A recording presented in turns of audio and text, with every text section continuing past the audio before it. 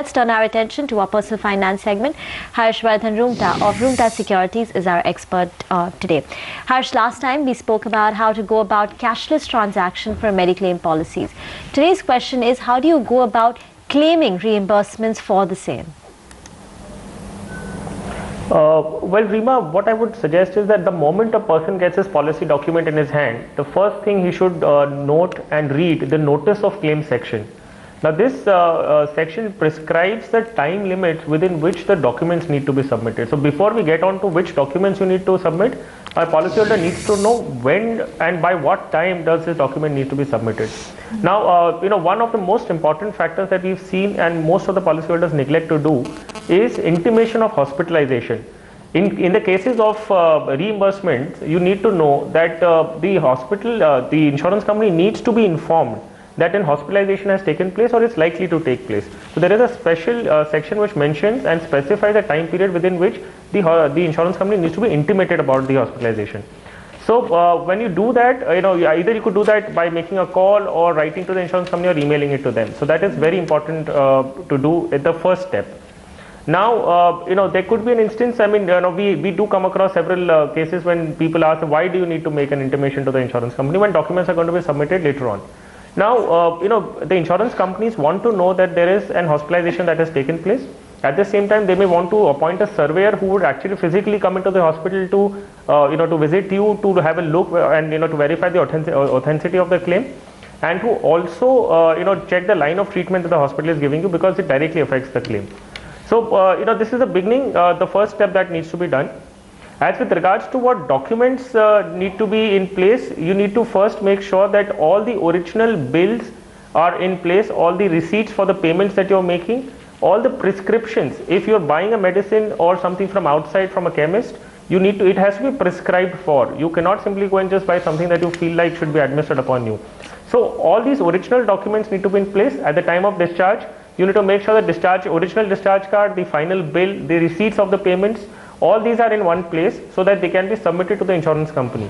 Now, since original documents are to be submitted. No, Harsha, I just wanted to ask you, what about, pre-hospitalization expenses, even for diagnosis and possible, blood tests and other kind of tests you go through well before hospitalization, will they also be reimbursed? And what about post-hospitalization expenses? Absolutely. Lata, the Mediclaim policy does prescribe and assures to bear all the claims which are related to 30 days prior to hospitalization and 60 days post-hospitalization.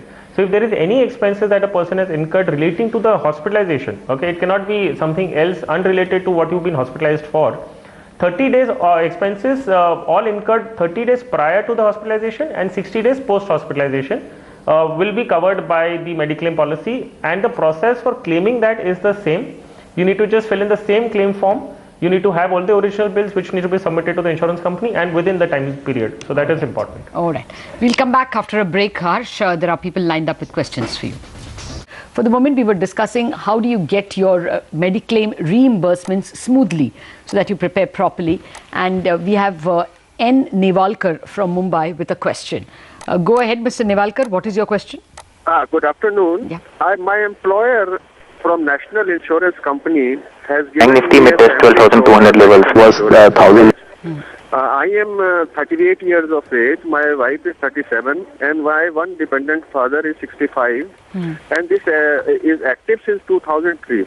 Now my employer wants to switch to another insurance company, which is unwilling to cover my father. Now I have a continuous insurance for last 7 claim-free years. What should I do? Well, very legitimate problem. Go ahead, Harsh.